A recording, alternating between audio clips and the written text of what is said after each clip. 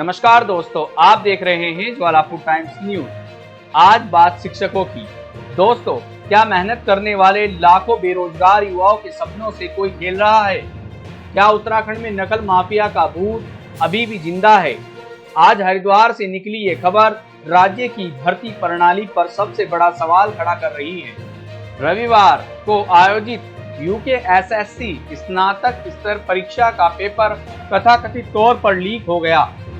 जी हां, बेरोजगार संघ का दावा है कि सुबह 11:35 पर उनके पास पेपर के अंश मोबाइल पर पहुंच गए। परीक्षा 11 बजे से शुरू होकर 1 बजे तक चली, यानी परीक्षा के दौरान ही पेपर बाहर पहुंच गया।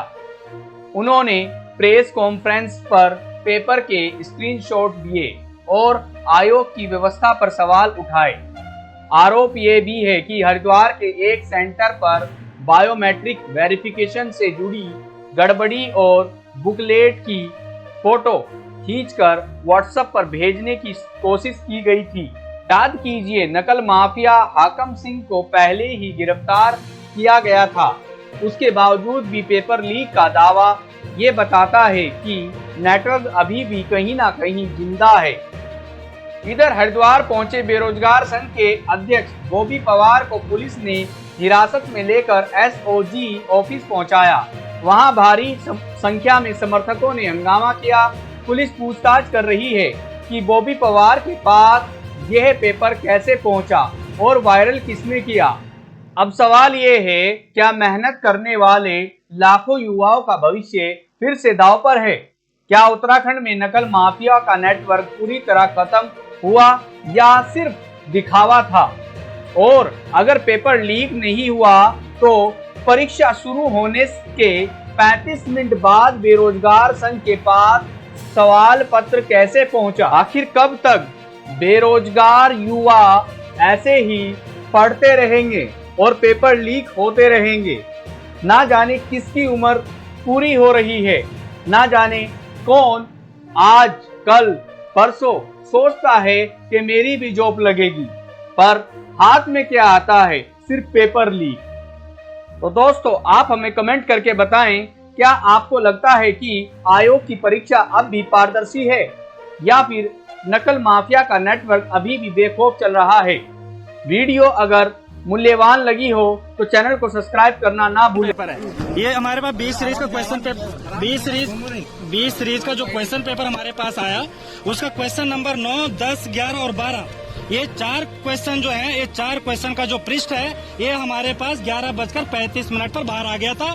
और इसके अलावा अभी और चीजें भी खंगाल रहे हैं, लेकिन जब एक पृष्ठ बाहर आ सकता है तो पूरा क्वेश्चन पेपर क्यों नहीं बाहर आ सकता है? और इसकी जानकारी हमने कल एसटीएफ को भी दी थी।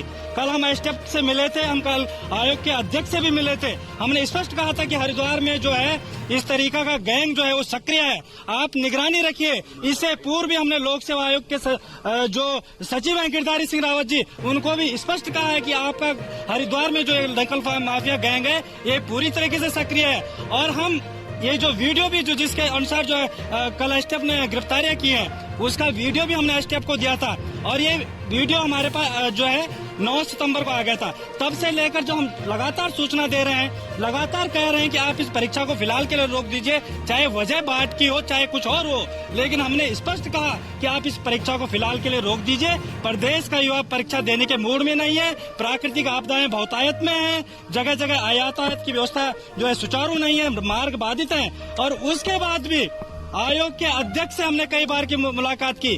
4 घंटे मुख्य सचिव के दफ्तर में बैठे रहे, 3 घंटे मुख्यमंत्री के आवास में बैठे रहे, मुख्यमंत्री से वार्तालाप हुई, मुख्य सचिव से वार्तालाप हुई कि इस परीक्षा को फिलहाल के लिए स्थगित कर दीजिए, लेकिन किसी ने एक नहीं सुनी। और आज आपका पेपर, जिस पेपर के लिए आप कह रहे हैं कि हमारे 51 ऑब्जर्वर जो है हमारे मैदान में है, 51 ऑब्जर्वर जो हमारे परीक्षा को करा रहे हैं, कहाँ गए वो 51 ऑब्जर्वर आपके? हम आज पूछना चाहते हैं आयोग के अध्यक्ष जीएस मर्तोले से कि कहाँ है आपके वो 51 ऑब्जर्वर?